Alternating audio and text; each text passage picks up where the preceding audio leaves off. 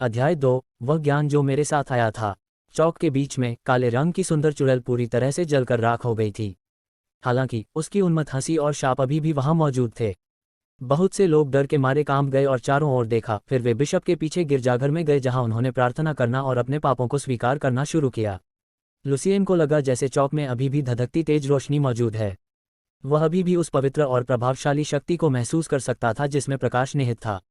जियाफेंग इतना हैरान था कि उसने लुसियन के रूप में अपनी पहचान को स्वीकार करने का मन बना लिया था। उसे अपने अतीत को अपने दिल की गहराई में दफनाने की जरूरत थी, इस डर से कि इस दुनिया में लोग उसे भी बुरा मान सकते हैं। दिव्य शक्ति बहुत अद्भुत है। आम लोगों की तरह उस शक्ति से भयभीत होने के बजाय लुसियन सोच रहा था कि क्या उसे इसे सीखने का मौका मिल सकता है। इस समय लुसियन को अपने बाएं कंधे पर इतना भारी तमाचा लगा कि उसने लगभग अपना पैर खो दिया। ओह मेरे गरीब छोटे इवांस, सुख है, भगवान का शुक्र है, आपको अपने गरीब पिता की तरह पीड़ित नहीं होना है। आप जैसा अच्छा युवा साथी ईश्वर की कृपा का पात्र है। लुसियन को उसके विचारों से पीछे खींच लिया गया था। उसे एक अधेड़ उम्र की महिला मिली जो अपने आकार से दोगुनी थी, खुशी के आंसू पोंछ रही थी और वह अपने भालू पंजे जैसी विशाल हथेलियों से उसके कंधे को थपथपा रही थी। लुसियन अपनी हथेली से बचने के लिए थोड़ा सा हिलने में कामयाब रही, जिससे उसे खांसी से खून निकलने लगा। उसने अपना मुंह खोला लेकिन एक शब्द नहीं बोल सका। वह उसका नाम नहीं जानता था, अपना पूरा नाम भी नहीं जानता था। क्या वह लुसियन इवांस होना चाहिए? उसे वहीं खड़े देखकर महिला के चेहरे पर और भी खेद के भाव थे। मेरे छोटे इवांस, आप अभी भी अपनी मानसिक बीमारी से पीड़ित हैं। आपको देखो, इतना पतला। जियाफेंग शर्मिंदा था क्योंकि उसने लुसियन से कोई स्मृति प्राप्त नहीं की थी।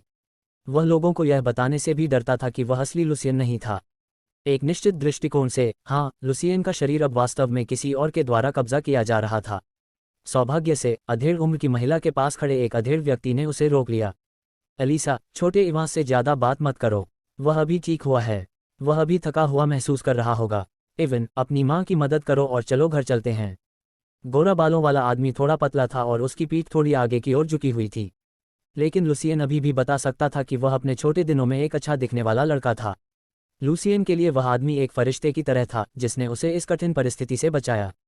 धन्यवाद आंटी एलिसा, मैं ठीक हूँ, बस थोड़ा चक्कर आ रहा है, लुसियन ने ध्यान से जवाब दिया। लड़का एवन, जो चुड़ैल को देखने के लिए लुसियन को यहाँ घसीटता था, अपनी माँ की बाँह पकड़ रहा था। उसने एक मजाकिया चेहरा बनाया और अपनी माँ से कहा, मुझे पता था कि वह मरने वाला नहीं था। केवल आप हमेशा सोचते हैं कि वह अभी भी एक बच्चा है जिसकी हर समय देखभाल की जानी चाहिए। उद्धरण चिन्ह। आंटी एलिसा अभी भी अपने आंसू पोंछ रही थी। इवांस, यह देखकर बहुत अच्छा लगा कि तुम अब बेहतर हो रही हो।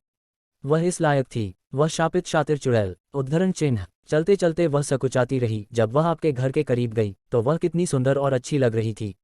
मैं उसकी शादी अपने नन्हे जॉन से करने की सोच रहा था। लेकिन वह एक डायन थी। उसने अपने बुरे मंत्रों का प्रयोग करने के लिए कब्रिस्तान में दबे शवों को चुराने की कोशिश की। भगवान का शुक्रिया, पूछताछ के रात चौकीदार ने चोरी करते हुए उसे रंगे हाथ पकड़ा। मैं सोच भी नहीं सकता कि अगर वह सफल हो जाती तो हमारे क्षेत्र में कितने लोग मारे जाते। उनके बाद लुसियन को एलिसा के शब्दों से जो हुआ उसका संक्षिप्त विवरण मिला। रात के चौकीदार ने महिला को पकड़ लिया। उसके पड़ोसी के रूप में लुसियन को भी पूछताछ के तहत रखा गया था। उन्होंने शायद उस पर किसी तरह के पवित्र मंत्र का इस्तेमाल किया जिससे वह मानसिक रूप से प्रभावित हुआ। इसलिए उन्हें पता चला कि वह निर्दोष था, लेकिन साथ ही उन्होंने वास्तविक लुसियन को गंभीर रूप से चोट पहुंचाई। उसके बाद उनकी मृत्यु हो गई और इसलिए जियाफेंग को अपने शरीर पर अधिकार करने का मौका मिला।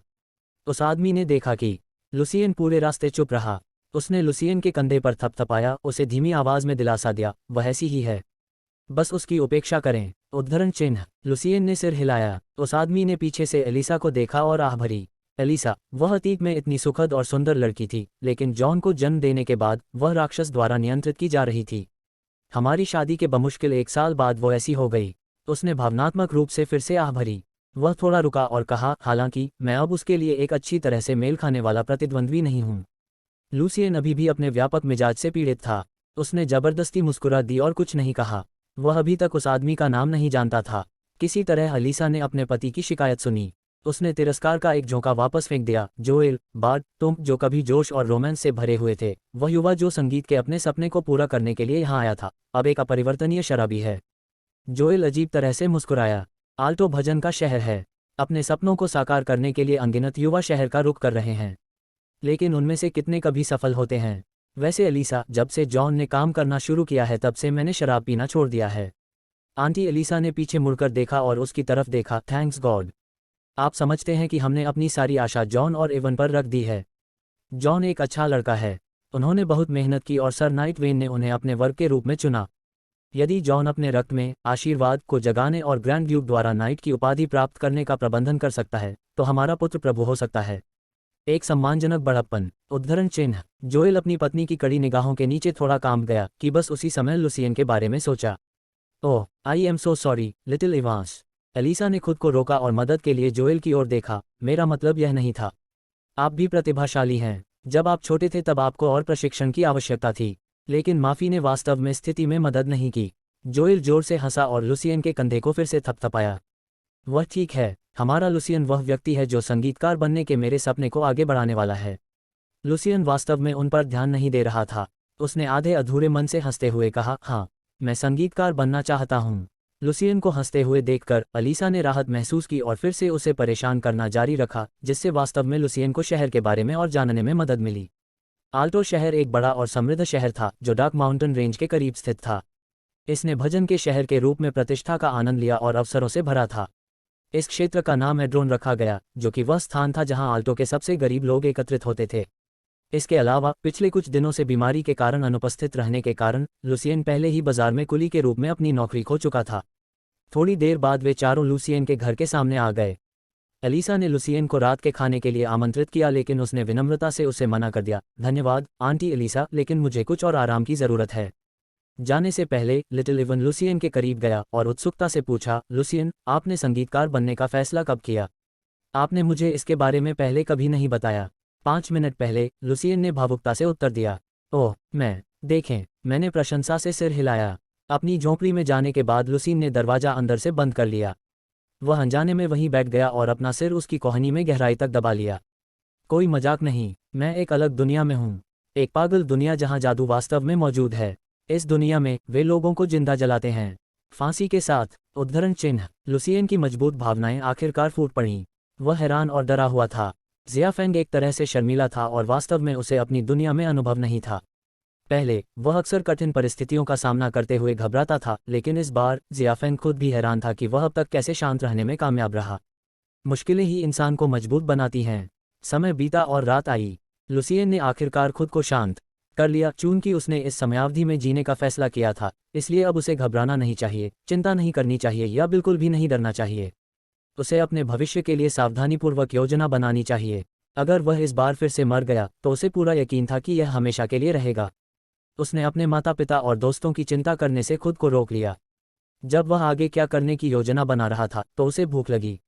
ऐसा लगा जैसे उसके पेट के अंदर आग जल रही हो। लुसियन ने कई बार अपनी लार निगल ली और पहले कुछ खाने को खोजने का फैसला किया। वह अपनी जगह के इकलौते टोकरे की तरफ चल दिया। बड़े डिब्बे के अंदर कुछ पुराने कपड़ों को छोड़कर रोटी के आकार की काली चीज के 2 पाव और तांबे के 7 सिक्के थे। भूख ने उनके मस्तिष्क को नियंत्रित किया। लुसियन ने जल्दी से एक बड़ा काट लिया। दरार। इस काटने से लुसियन के सामने के दांत लगभग नष्ट हो गए। क्या बकवास है, यह लकड़ी के क्लब की तरह है। लुसियन को यह सुनिश्चित करने में काफी समय लगा कि वह जो चीज पकड़ रहा था वह एक असली रोटी थी, जो एक वयस्क को बाहर निकालने के लिए काफी कठिन थी। अपनी भूख के खिलाफ लड़ते हुए लुसियन ने टोकरे में कुछ चकमक पत्थर पाए और अपनी रोटी भूनने लगे। Brown braised pork, spicy chicken wings, roasted beef, kung pao chicken. वह रोते हुए ब्रेड को घूरते हुए बुदबुदाया। जब रोटी थोड़ी नरम हो गई तो लुसियन खुद को रोक नहीं सका और जल्दी से काट लिया। यह लकड़ी के टुकड़े को चबाने जैसा था, लेकिन लुसियन के पास बस इतना ही था। उसने रोटी खाई और आह भरी। अगर मैं इसे हर दिन खाऊंगा तो मैं मर जाऊंगा। मुझे और कमाना होगा, मैं इस तरह नहीं जीना चाहता। फिर उसने बिशप और पादरियों के बारे में सोचा। साफ सुथरे कपड़े पहने वे अपनी अविश्वसनीय दैवीय शक्ति के साथ इतने महान लग रहे थे। लुसियन उत्साहित महसूस कर रहा था। मुझे आश्चर्य है कि क्या मैं उस शक्ति को सीख सकता हूं और उनमें से एक जैसा बन सकता हूं। लेकिन अगले ही पल उसने अपना विचार बदल दिया। नहीं, मेरे जैसा व्यक्ति चच जा रहा है। यह मेरे जैसा है जो मुझे जलाकर राख करने के लिए कह रहा है। मुझे नहीं पता कि क्या वहाँ और भी रास्ते हैं। कहो। वह आशीर्वाद। मैंने अपनी पिछली दुनिया में जो भी ज्ञान सीखा है उसके बारे में क्या यह अभी भी यहाँ उपयोगी है? अपने मुंह में रोटी भरकर लुसियन सोचने लगा कि कैसे गुजारा किया जाए। जब वे विश्वविद्यालय में अपने द्वारा सीखे गए ज्ञान को पुनः प्राप्त कर रहे थे तो उन्होंने अपने मस्तिष्क में कुछ आश्चर्यजनक उपस्थित पाया। करीब से देखने के बाद लुसियन की आंखें आश्चर्य से खुल गईं। ये पुस्तकालय की पुस्तकें हैं। वे भी यहाँ आए मेरे साथ। पुस्तकालय में एकत्रित सभी पुस्तकें उनके मन में वहीं मौजूद थीं। उन्हें यादों के रूप में वर्णित करने या लुसियन के अपने ज्ञान के रूप में कहने के बजाय वे विभिन्न श्रेणियों में रखे गए अनुमानों या दृश्यों की तरह थे जो लुसियन द्वारा कभी भी पढ़ने के लिए तैयार थे। लुसियन ने बड़ी उत्सुकता से उन्हें पढ़ने की कोशिश की, लेकिन लुसियन ने पाया कि वह उनमें से अधिकांश को नहीं खोल सका। वे बंद थे।